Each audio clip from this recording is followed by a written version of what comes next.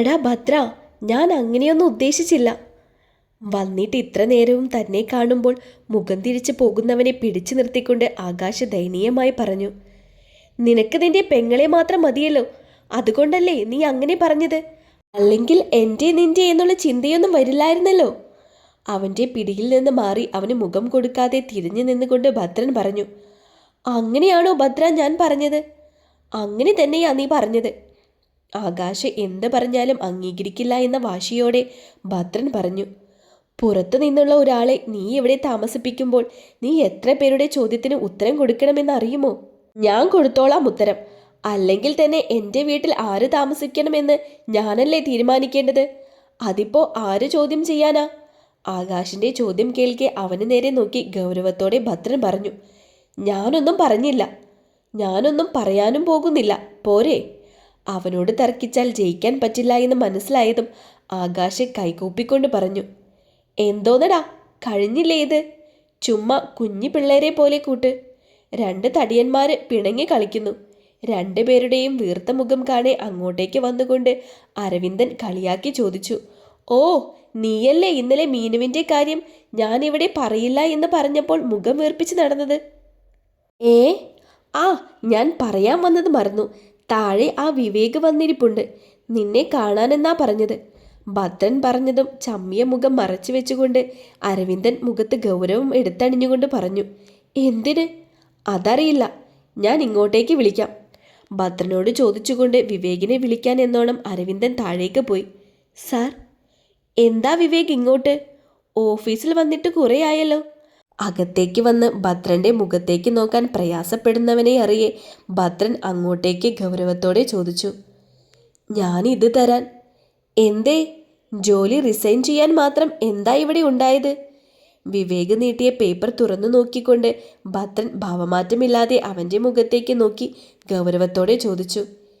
എന്നെ കൊണ്ട് ഇനി പറ്റില്ല സാർ ഇവിടെ. തെറ്റ് ചെയ്തിട്ട് നിങ്ങളുടെ മുന്നിൽ വീണ്ടും വന്ന് നിൽക്കുക എന്ന് പറഞ്ഞാൽ ഞാൻ ചെയ്ത തെറ്റ് എനിക്ക് നല്ല ബോധ്യമുണ്ട്. വിവേക്, താൻ ചെയ്തത് ശരിയാണെന്ന് ഞാൻ പറയില്ല. പക്ഷേ തൻ്റെ അപ്പോഴത്തെ സാഹചര്യം എനിക്ക് മനസ്സിലാകും. അതുകൊണ്ട് അതെല്ലാം വിട്ടേരെ, ജോലിക്ക് കയറാൻ നോക്ക് അടുത്ത ദിവസം തന്നെ. വിവേകിനെ സമാധാനിപ്പിച്ചുകൊണ്ട് ഭദ്രൻ പറഞ്ഞു. ഇല്ല സാർ, ഇവിടെ എനിക്ക്. ഇല്ലെങ്കിൽ നിങ്ങളുടെ നാട്ടിനടുത്തുള്ള ബ്രാഞ്ചിൽ തരാം. അപ്പോൾ അനിയത്തിയെയും കൂടെ നിർത്താലോ. അവൻ്റെ വീർപ്പുമുട്ടൽ മനസ്സിലായി എന്നോണം ഭദ്രൻ ഒന്ന് ചിന്തിച്ചുകൊണ്ട് പറഞ്ഞു. അത് സാർ, താൻ ഒന്നും ഇനി പറയണ്ട. ഞാൻ പറഞ്ഞത് കേട്ടാൽ മതി. ദാ ഈ പേപ്പർ പിടിച്ചിട്ട് തിരികെ പോയി എല്ലാം പാക്ക് ചെയ്യാൻ നോക്ക്. നാളെ തന്നെ ജോയിൻ ചെയ്തോളൂ. അവൻ ഏൽപ്പിച്ച പേപ്പർ തിരികെ കൊടുത്ത് ഭദ്രൻ പറഞ്ഞതും മറുത്തൊന്നും പറയാതെ തലയാട്ടി നന്ദിയോടെ ഒന്ന് നോക്കിക്കൊണ്ട് അവൻ തിരികെ നടന്നു. നേരം വെളുത്തപ്പോൾ തുടങ്ങിയതാ. ഇപ്പോഴും രാവിലത്തേക്ക് കഴിക്കാനൊന്നും ആയില്ല എന്ന് പറഞ്ഞാൽ നീ ഇവിടെ ഇത്ര നേരം എന്തോ ചെയ്തിരിക്കുമായിരുന്നു എടി? അടുക്കളയിൽ തേങ്ങ ചെരുകിയിരിക്കുന്നവളുടെ അടുത്തേക്ക് വന്നുകൊണ്ട് ലളിത ദേഷ്യത്തോടെ ചോദിച്ചു. എനിക്കിതൊന്നും ചെയ്ത് വശമില്ല എന്ന് നിങ്ങളോട് ഞാൻ പറഞ്ഞതല്ലേ. അപ്പോൾ സമയം കുറച്ചെടുത്തെന്ന് വരും. സമയത്ത് കഴിക്കണമെന്നുണ്ടായിരുന്നുവെങ്കിൽ നിങ്ങൾ കൂടെ എന്നെ സഹായിച്ചുകൂടായിരുന്നോ? ജോലി ചെയ്ത് വശം കെട്ടുകൊണ്ട് അച്ചു ദേഷ്യത്തോടെ തിരികെ പറഞ്ഞു. ഓ, അങ്ങനെ ഇപ്പോൾ നിന്നെ ഞാൻ സഹായിക്കുന്നില്ല. എൻ്റെ വീട്, എൻ്റെ ഭർത്താവ് മേടിച്ച സാധനങ്ങൾ. നിനക്കിവിടെ താമസവും ആഹാരവും വേണമെങ്കിൽ നീ തന്നെ ഇതൊക്കെ ചെയ്യണം. എന്തായാലും നിനക്കിപ്പോൾ വീടും ജോലിയും ഒന്നും ഇല്ലല്ലോ. അപ്പോൾ ഇതൊക്കെ ചെയ്ത് ഇങ്ങനെയൊക്കെ അങ്ങ് പോകാൻ നോക്ക്. അച്ചു പറഞ്ഞത് കേൾക്കെ പുച്ഛത്തോടെ അത്രയും പറഞ്ഞുകൊണ്ട് അവർ അടുക്കളയിൽ നിന്ന് പുറത്തേക്ക് നടന്നു. അതൊന്നു നോക്കി തൻ്റെ അവസ്ഥയോർത്ത് പരിതപിച്ചുകൊണ്ട് അവൾ ബാക്കി ജോലിയിലേക്കും. ഇതൊക്കെ എന്തോ നമ്മ ഉണ്ടാക്കി വെച്ചിരിക്കുന്നത്, വായിൽ വെക്കാൻ കൊള്ളില്ലല്ലോ ഒന്നും. നിന്റെ ഭാര്യ ഉണ്ടാക്കിയതാ, ഇത്രയൊക്കെ രുചിയേ ഉണ്ടാകൂ. പ്ലേറ്റിൽ നിന്ന് ആഹാരം വായിലേക്ക് വെച്ചുകൊണ്ട് മുഖം ചൊളിച്ച് പറയുന്ന സന്ദീപിനെ കാണെ ലളിത പുച്ഛത്തോടെ പറഞ്ഞു. എങ്കിൽ അമ്മയ്ക്ക് വല്ലതും ഉണ്ടാക്കി തന്നൂടെ എനിക്ക്? എനിക്ക് തീരെ വയ്യ മോനെ. കുറച്ച് ദിവസം അടുക്കളയിൽ കയറി ആഹാരം കഴിച്ചു കഴിയുമ്പോൾ അവൾ അതൊക്കെ പഠിച്ചോളും. നീ തൽക്കാലം ഒന്ന് ക്ഷമിക്ക്. സന്ദീപ് പറഞ്ഞതും അടുക്കളയിൽ കയറേണ്ടി വരുമോ എന്ന തോന്നലിൽ മുഖത്ത് വയ്യായിക അഭിനയിച്ചുകൊണ്ട് ലളിത പറഞ്ഞതും പ്ലേറ്റ് നീക്കി വെച്ച് ദേഷ്യത്തോടെ അവൻ പടി കയറി മുറിയിലേക്ക് തന്നെ പോയി. മുറിയിൽ കയറി അടയിരിക്കുക. കഴിക്കാൻ മാത്രം താഴേക്ക് വന്നിട്ട് ഞാൻ അടുക്കളയിൽ കയറി വെച്ചു കൊടുക്കണം പോലും. മുകളിലേക്ക് പോയവനെ കാണെ മുഷിച്ചിലോടെ പറഞ്ഞുകൊണ്ട് അടുക്കളയിൽ ജോലി ചെയ്യുന്ന അച്ചുവിനെ ഒന്ന് എത്തി നോക്കിക്കൊണ്ട് അവർ അവരുടെ മുറിയിലേക്ക് നടന്നു. എന്താടോ ആലോചന? തൻ്റെ അരികിൽ കിടന്ന് ആലോചിക്കുന്നവളെ ഇടുപ്പിലൂടെ പൊക്കി നെഞ്ചിലേക്ക് കിടത്തിക്കൊണ്ട് ഭദ്രൻ സംശയത്തോടെ ചോദിച്ചു. നമുക്ക് അരവിന്ദേട്ടൻ്റെയും അനുവിൻ്റെയും കല്യാണത്തിൻ്റെ കൂടെ ആകാശേട്ടൻ്റെ കല്യാണം കൂടി നടത്തിയാലോ ഭദ്രേട്ടാ? അവൻ്റെ നെഞ്ചിൽ താടി മുട്ടിച്ചുകൊണ്ട് അവൻ്റെ മുഖത്തേക്ക് നോക്കി അവൾ ചോദിച്ചു. അവൻ മാളുവിനെ ഒന്ന് കെട്ടിയതല്ലേ, വീണ്ടും കെട്ടണോ? വേണം, മാഷിനും ആഗ്രഹമുണ്ട്. മാഷിൻ്റെ മോളെ എല്ലാവരും കാണെ ആകാശേട്ടന് കൈപിടിച്ചു കൊടുക്കണമെന്ന് മാഷിന് ആഗ്രഹം കാണില്ലേ? എനിക്കും ആഗ്രഹമുണ്ട് ആകാശേട്ടൻ്റെ കല്യാണം കാണാൻ. ഞാനല്ലേ മാളുവിനെ കൈപിടിച്ച് വീട്ടിൽ കയറ്റേണ്ടത്. അതെല്ലാം എനിക്കും ചെയ്യണം. അവൻ ചോദിച്ചത് കേൾക്കെ മനസ്സിലെല്ലാം സങ്കല്പിച്ചുകൊണ്ട് വേണി ചിരിയോടെ പറഞ്ഞു. എങ്കിൽ പിന്നെ നമുക്കൂടെ കെട്ടാം. അന്ന് കുറച്ച് പേരെയല്ലേ വിളിച്ചുള്ളൂ. അയ്യടാ, അത് വേണ്ട, എനിക്ക് നാണമാ. അവൻ പറഞ്ഞത് കേൾക്കെ അവൻ്റെ നെഞ്ചിൽ നിന്ന് പിടഞ്ഞിറങ്ങാൻ നോക്കിക്കൊണ്ട് അവൾ ചിണുങ്ങലോടെ പറഞ്ഞു. അതെന്താ വേണ്ടാത്തേ? നാലാൾ അറിയട്ടെ പെണ്ണേ. ഇപ്പോഴും ഓഫീസിലുള്ള ആർക്കും അറിയില്ലല്ലോ ഇത് ഭദ്രൻ്റെ പെണ്ണാണെന്ന്. നമുക്ക് എല്ലാരെയും അറിയിക്കണ്ടേ? അവളെ നെഞ്ചിൽ നിന്ന് ഇറങ്ങാൻ സമ്മതിക്കാതെ മുറുകെ പൊതിഞ്ഞു പിടിച്ചുകൊണ്ട് ഭദ്രൻ ചിരിയോടെ ചോദിച്ചു. വേണം, നമ്മളെ ചേർത്ത് വെച്ച് ഓരോന്നൊക്കെ അവിടെ പറഞ്ഞുകൊണ്ടിരിക്കുന്നവരുണ്ട്. അത് മാറ്റണം. പക്ഷേ കല്യാണം വേണ്ട. ഇവരുടെ കല്യാണത്തിന് എല്ലാവരെയും വിളിച്ചാൽ മതി. അവിടെ വെച്ച് അറിയിക്കാമല്ലോ നമ്മുടെ കാര്യം. ഭദ്രൻ പറഞ്ഞത് സമ്മതിച്ചുകൊണ്ട് വേണി ഗൗരവത്തോടെ പറഞ്ഞതും തിരികെ മറുപടിയായി ഒന്ന് മൂളുക മാത്രം ചെയ്തവൻ ഒന്ന് മറിഞ്ഞുകൊണ്ട് കൊതിയോടെ അവളുടെ കഴുത്തിലായി മുഖം അമർത്തിയതും പെട്ടെന്നായിരുന്നു. അവൻ്റെ ചുംബനം അവളിൽ പടരുമ്പോൾ അവനെ തന്നിലേക്ക് ചേർത്തുകൊണ്ട് അവൾ അവനാൽ പ്രണയിക്കപ്പെടാൻ തയ്യാറെടുത്തിരുന്നു. 6 മാസങ്ങൾക്ക് ശേഷം. കല്യാണം കഴിഞ്ഞ് ഹണിമൂണും കഴിയേണ്ട ഞാനാ. ചേച്ചിയുടെ കെട്ടിയോൻ ഒറ്റൊരാളാ എല്ലാത്തിനും കാരണം കേട്ടോ. കയ്യിലും കഴുത്തിലുമായി ആഭരണങ്ങൾ ഇട്ട് തരുന്നവളോടായി അനു കെറുവോടെ പറഞ്ഞു. ഭദ്രേട്ടൻ നല്ല കാര്യമല്ലേ പെണ്ണെ ചെയ്തത്? എന്ത് നല്ല കാര്യം? ആ ഓഫീസിൽ എന്നെ കൊണ്ട് പണിയെടുപ്പിച്ചതോ? മര്യാദക്ക് മനസമാധാനത്തോടെ ഉറങ്ങിക്കൊണ്ടിരുന്ന ഞാനാ. എന്നാ ഓഫീസിൽ കയറിയോ അന്ന് മുതൽ ഉറക്കം പോയിട്ട് എൻ്റെ ഭാവി കെട്ടിയോനെ വിളിക്കാൻ പോലും സമയം കിട്ടാറില്ല. അറിയുമോ ചേച്ചിക്ക്? തന്നെ നോക്കാതെ ചെയ്യുന്ന കാര്യത്തിൽ മാത്രം ശ്രദ്ധിച്ചുകൊണ്ട് മറുപടി പറയുന്ന വേണിയൊന്ന് കൂർപ്പിച്ചു നോക്കി അനു പറഞ്ഞു. നീ ഇത്രയും പഠിച്ചത് വെറുതെ ഇരിക്കാനാണോ? കല്യാണം കഴിഞ്ഞാൽ നീ ജോലിക്ക് പോകില്ലെന്ന് അറിയാവുന്നത് കൊണ്ടാ ഭദ്രേട്ടൻ അങ്ങനെയൊരു തീരുമാനമെടുത്തത്.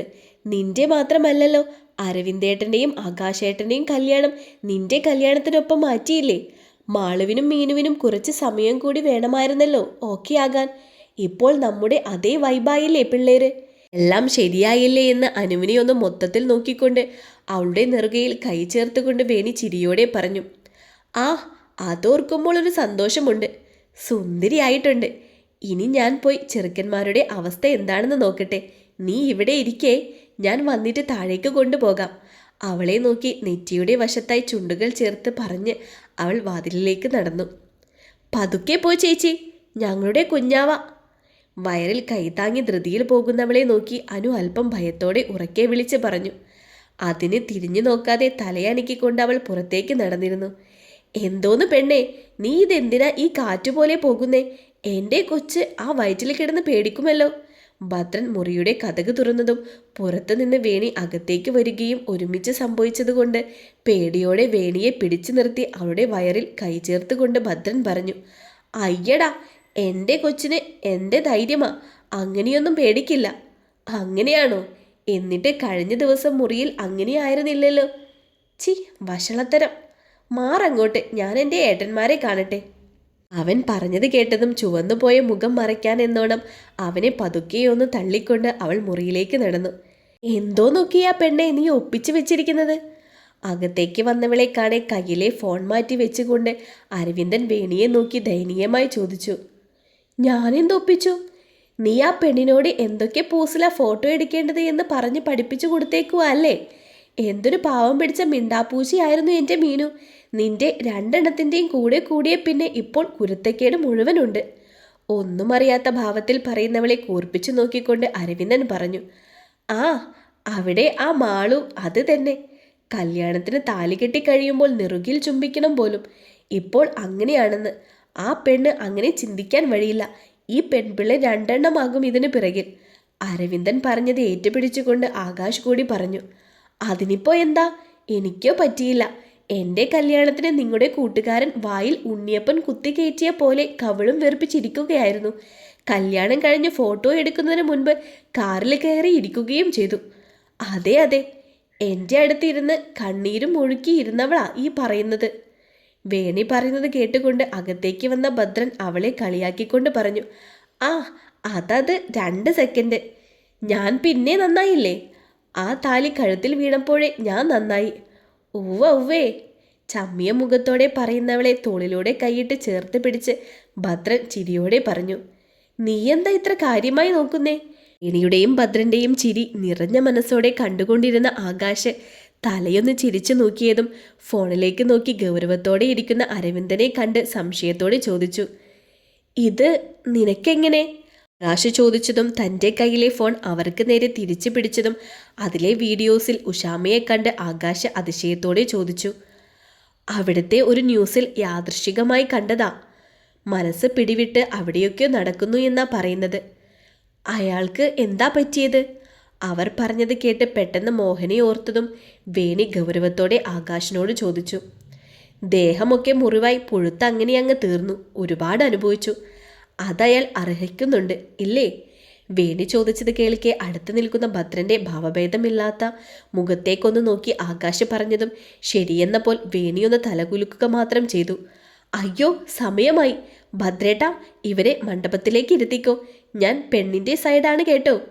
അവിടെ ആരുമില്ലല്ലോ. എല്ലാം കേട്ടു നിന്നവൾ പെട്ടെന്ന് ഓർമ്മ വന്ന പോലെ ഞെട്ടലോടെ ഭദ്രനോട് പറഞ്ഞുകൊണ്ട് പുറത്തേക്കോടിയിരുന്നു. പതുക്കെ പോടി എൻ്റെ കൊച്ച്. വേണിയുടെ ഓട്ടം കാടെ നെഞ്ചിൽ കൈവച്ചുകൊണ്ട് ഭദ്രൻ വെപ്രാളത്തോടെ വിളിച്ചു പറഞ്ഞിരുന്നു. മണ്ഡപത്തിലിരിക്കുന്ന അരവിന്ദൻ്റെയും ആകാശിൻ്റെയും അനൂപിൻ്റെയും കണ്ണുകൾ തങ്ങൾക്കരികിലേക്ക് സർവാഭരണ വിഭൂഷിതയായി വരുന്ന അവരുടെ പാതിയിലേക്കായിരുന്നു. എങ്കിൽ ഭദ്രൻ്റെ കണ്ണുകൾ തൻ്റെ ജീവനെ വയറ്റിൽ ചുമക്കുന്നവളിലേക്ക് മാത്രമായി തങ്ങി നിന്നിരുന്നു. കെട്ടും മേളവും മുഴങ്ങിയതും അരവിന്ദൻ മീനുവിൻ്റെയും ആകാശം ആളുവിൻ്റെയും അനൂപ് അനുവിൻ്റെയും കഴുത്തിൽ താലി ചാർത്തിയിരുന്നു. നെറുകയിൽ പതിഞ്ഞ സിന്ദൂരത്തിൽ കണ്ണുകൾ പൂട്ടിയിരിക്കുന്ന അവരുടെ പാതിയുടെ നെറ്റിയിൽ മൂവരും ഒരുമിച്ച് ചുണ്ടുകൾ ചേർത്തതും ആർപ്പ് വിളികൾ അവിടെ മുഴുവൻ മുഴങ്ങിക്കേട്ടു. അന്നേരം അത്രയും ഭദ്രൻ്റെ കയ്യിൽ മുറുകെ പിടിച്ചുകൊണ്ട് അവൾ മാഷിൻ്റെയും മാധവിയുടെയും സന്തോഷം കണ്ട് നിറഞ്ഞ കണ്ണുകളും പത്മനാഭൻ്റെയും ജാനകിയമ്മയുടെയും തെളിഞ്ഞ മുഖവും മനസ്സിൽ പതിപ്പിച്ചു. എൻ്റെ ചെറുക്കൻ്റെ കല്യാണവും ഇങ്ങനെ നടക്കേണ്ടതായിരുന്നു. ആർഭാടമായി. ഇപ്പോൾ കണ്ടില്ലേ, പെണ്ണ് കെട്ടിയതോടുകൂടി അവൻ വീട്ടിലിരുന്ന് കുടിച്ച് നശിക്കുന്നത്.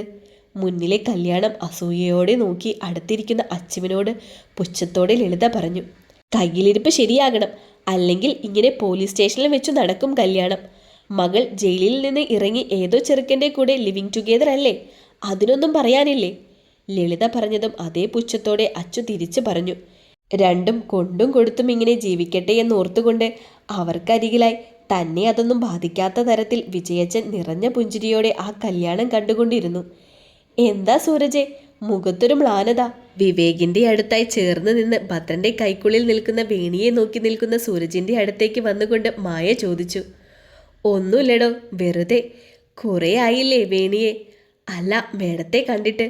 ഓഫീസിലൊന്നും വരാറില്ലല്ലോ.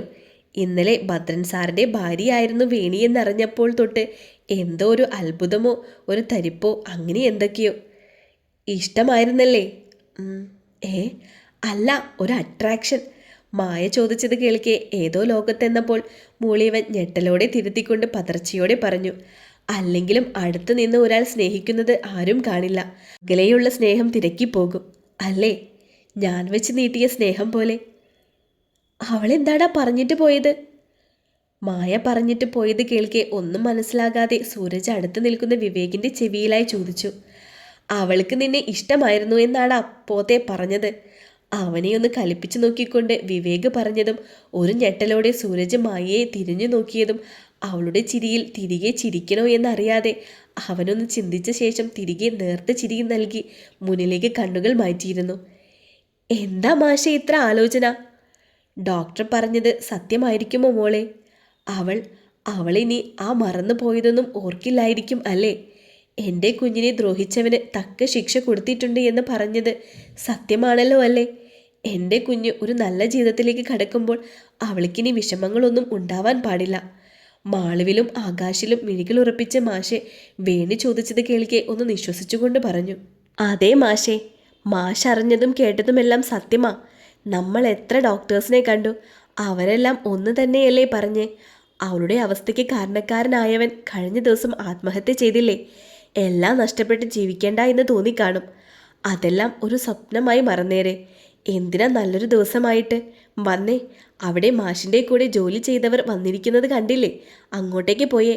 മാഷ് പറഞ്ഞത് കേൾക്കെ അദ്ദേഹത്തെ സമാധാനിപ്പിച്ചുകൊണ്ട് ഇനിയൊന്നും ചിന്തിക്കാൻ സമയം കൊടുക്കാതെ അങ്ങോട്ടേക്ക് തള്ളിവിട്ടിരുന്നു.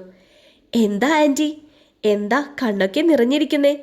മാഷിനെ അകത്തേക്ക് വിട്ട് തിരിഞ്ഞതും നിറഞ്ഞ കണ്ണോടെ നിൽക്കുന്ന മാധവിയെ കണ്ട് വേണി വെപ്രാളത്തോടെ ചോദിച്ചു.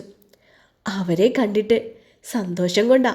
അവളിങ്ങനെ നിറഞ്ഞു ചിരിക്കുന്നത് കാണുമ്പോൾ, വാ തോരാതെ സംസാരിക്കുന്നത് കാണുമ്പോൾ. വന്നേ വന്നേ, നല്ല ദിവസമായിട്ട് എല്ലാവർക്കും കണ്ണു നിറയ്ക്കാനേ സമയമുള്ളൂ. അന്ന് അവിടോട്ടിരുന്നേ. മാധവി പറഞ്ഞത് കേട്ടതും അരവിന്ദനോട് കാര്യം പറഞ്ഞ് ചിരിയോടെ നിൽക്കുന്ന മീനുവിനെ ഒന്ന് നോക്കി പുഞ്ചിരിയോടെ വേണി മാധവിയെ കൂട്ടി അകത്തേക്ക് നടന്നു. അനു, നീ ഇപ്പോഴാണോ പെണ്ണെ വരുന്നേ? എത്ര നേരം ഞാൻ നോക്കിയിരുന്നു. തന്നെ വിളിച്ച് കയ്യിൽ ഗിഫ്റ്റുമായി വരുന്ന വിനീതയെ കാണെ അനു പരിഭവത്തോടെ ചോദിച്ചു. എൻ്റെ കെട്ടുറപ്പിച്ചടി എന്ന്. അത് കഴിഞ്ഞ് ചാടിപ്പിടിച്ച് വന്നതല്ലേ ഇങ്ങോട്ട്. സാറ് കോളേജിൽ നിന്നും ആരെയും വിളിച്ചില്ലേ? അനുവിൻ്റെ കയ്യിലേക്ക് ഗിഫ്റ്റ് കൊടുത്ത് കുറച്ച് മാറി ആരോടോ സംസാരിക്കുന്ന അനൂപിനെ നോക്കി വിനീത ചോദിച്ചു. ഇല്ല, വൈകിട്ട് ഫംഗ്ഷൻ എല്ലാവരെയും വിളിച്ചിട്ടുണ്ട്.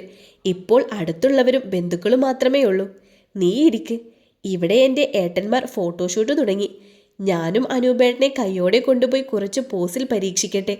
വിനീതയോട് പറഞ്ഞുകൊണ്ട് കുറച്ച് മാറി നിന്ന അനൂപിനെ കയ്യിൽ പിടിച്ച് വലിച്ചുകൊണ്ട് അവൾ അരവിന്ദൻ്റെ അടുക്കിലേക്ക് നടന്നിരുന്നു. ആകാശേട്ടാ, നെറ്റി എൻ്റെ നെറ്റിയിൽ മുട്ടിച്ച ശേഷം ക്യാമറയിലേക്ക് നോക്കണം, മനസ്സിലായോ? അരവിന്ദേട്ടൻ കൈ എൻ്റെ കൈയോട് ചേർത്ത് പുറകിൽ നിന്ന് ചേർത്ത് നിൽക്കണം, മനസ്സിലായോ? മീനുവും മാളുവും ആകാശനും അരവിന്ദനും പോസ് പറഞ്ഞു കൊടുക്കുന്ന തിരക്കിൽ നിൽക്കുമ്പോഴാണ് അനൂപിനെ കൂട്ടി അങ്ങോട്ട് വന്നത്. ദേ ഏട്ടത്തിമാരെ, നീക്കൂടെ 2-3 പോസ് പറഞ്ഞതാ. നീ ദാ ഈ സൺഗ്ലാസ് വെച്ച് അനൂപേട്ടനോട് എടുത്ത് ഉയർത്തിപ്പിടിക്കാൻ പറ. ഞങ്ങൾ അത് കഴിഞ്ഞു. അനുവിൻ്റെ കയ്യിൽ സൺഗ്ലാസ് കൊടുത്തുകൊണ്ട് മീനു പറഞ്ഞു കഴിഞ്ഞതും അനു സൺഗ്ലാസ് വെച്ച് അനൂപിന് നേരെ കൈയുയർത്തി എടുക്കാൻ പറഞ്ഞിരുന്നു. അടുത്ത് നിന്ന ഭദ്രനോട് ചേർന്ന് ചിരിയടക്കി ഇതെല്ലാം കണ്ടു നിൽക്കുന്നവളെ നോക്കി പല്ല് കടിച്ചുകൊണ്ട് മൂവരും അവർ പറഞ്ഞ പ്രകാരം ഫോട്ടോയ്ക്ക് പോസ് ചെയ്തു. വേണിയേച്ചി, ഞാൻ പോകുന്നില്ല. അനൂപിൻ്റെ വീട്ടിലേക്ക് പോകാനിറങ്ങി ഭദ്രൻ്റെ കയ്യിൽ പിടിച്ച് വേണിയെ കെട്ടിപ്പിടിച്ചുകൊണ്ട് കരച്ചിലോടെ അനു പറഞ്ഞു. അത് കേട്ടതും അതുവരെ അടക്കി വെച്ച കരച്ചിൽ പുറത്തേക്ക് വന്നുകൊണ്ട് അനുവിനെ കെട്ടിപ്പിടിച്ച് വേണിയും കരഞ്ഞു തുടങ്ങിയിരുന്നു. ഡി, മേക്കപ്പ് പോകുമെടി. അവളുടെ അടുക്കിലേക്ക് വന്നുകൊണ്ട് അരവിന്ദൻ കളിയോടെ പറഞ്ഞതും അവൾ പൊടുന്നനെ വേണിയിൽ നിന്നും അകന്ന് അരവിന്ദൻ്റെ നെഞ്ചിലേക്ക് കരച്ചിലോടെ വീണിരുന്നു. എനിക്ക് പോകണ്ട ഏട്ടാ, എനിക്ക് നിങ്ങളൊന്നും ഇല്ലാതെ പറ്റില്ല. തൻ്റെ ഇരുവശത്തും ജാനകിയും പത്മനാഭനും വന്നു നിന്നതറിഞ്ഞിട്ടും അവൻ്റെ നെഞ്ചിൽ നിന്ന് മുഖമുയർത്താതെ അവൾ വിതുമ്പിക്കൊണ്ട് പറഞ്ഞു. അതിന് എൻ്റെ മോള് ദൂരേക്കൊന്നും അല്ലല്ലോ പോകുന്നത്, അടുത്ത് തന്നെയല്ലേ. ഒന്ന് കാണണമെന്ന് തോന്നിയാൽ അങ്ങ് പറന്നെത്തില്ലേ. തൻ്റെ നെഞ്ചിൽ വീഴുന്ന കണ്ണീരിൽ പൊള്ളിക്കൊണ്ട് അരവിന്ദൻ കരച്ചിൽ അടക്കിക്കൊണ്ട് പറഞ്ഞു. കരയാതെ മോളെ. അരവിന്ദൻ പറഞ്ഞത് കേട്ടില്ലേ? അടുത്ത് തന്നെയല്ലേ ഞങ്ങളുള്ളത്. അനൂപിനോട് പറഞ്ഞാലും കൊണ്ടുവരില്ലേ മോളെ എങ്ങോട്ട്? പിന്നെന്താ? അരവിന്ദൻ പറഞ്ഞിട്ടും കരച്ചിലടക്കാത്തവളുടെ നെറുകയിൽ വാത്സല്യത്തോടെ തടവിക്കൊണ്ട് പത്മനാഭനും പറഞ്ഞു. ഞാനില്ലേടോ കൂടെ. താൻ പറഞ്ഞാൽ പോരെ, നമ്മൾ വണ്ടി ഇങ്ങോട്ടേക്ക് തിരിക്കൂലേ. പിന്നെയും കരച്ചിലോടെ അവർക്കിടയിൽ പതുങ്ങി നിൽക്കുന്നവളെ കാണെ അനൂപിൻ്റെ അമ്മ അവളെ കാറിലേക്ക് ഇരുത്തിയതും അവളെ ചേർത്ത് പിടിച്ചുകൊണ്ട് അനൂപ് പറഞ്ഞു. അത് കേട്ടതും മുന്നോട്ടെടുത്ത കാറിൽ നിന്നും അവൾ ഒന്നുകൂടി പുറത്തേക്ക് നോക്കി അവൻ്റെ നെഞ്ചിലേക്ക് ചാഞ്ഞിരുന്നു. മാഷും മാധവിയും ഒന്നും ഓർത്ത് വിഷമിക്കണ്ട. ഞങ്ങൾക്ക് 2 മക്കളെ കൂടി കിട്ടി, അത്രയുള്ളൂ. ഞങ്ങൾ നോക്കിക്കോളാം. മാഷിനോട് ചേർന്ന് നിന്ന് കണ്ണീരോടെ നിൽക്കുന്ന മാളുവിനെയും മാധവിയെ ചേർന്ന് നിൽക്കുന്ന മീനുവിനെയും നോക്കിക്കൊണ്ട് പത്മനാഭൻ പറഞ്ഞു. അതെ, അവർക്ക് ഇവിടെ ഒരു കുറവും വരില്ല. ഞങ്ങളുടെ മക്കൾ തന്നെയാ. പത്മനാഭൻ പറഞ്ഞത് ഏറ്റുപിടിച്ചുകൊണ്ട് ജാനകിയമ്മയും പറഞ്ഞതും അവരുടെ വാക്കുകളിൽ മനസ്സ് നിറഞ്ഞ് ചിരിച്ചുകൊണ്ട് മാഷും മാധവിയും യാത്ര പറഞ്ഞുകൊണ്ട് കാറിലേക്ക് കയറിയിരുന്നു. എങ്ങോട്ടാ? പെണ്ണിനും ചെറുക്കനും പുറകെ അകത്തേക്ക് കയറാൻ തുടങ്ങിയ ലളിതയെ പുറകിൽ നിന്ന് വിളിച്ചുകൊണ്ട് വിജയൻ ഗൗരവത്തോടെ ചോദിച്ചു. അകത്തേക്ക്? ബാക്കി ചടങ്ങില്ലേ?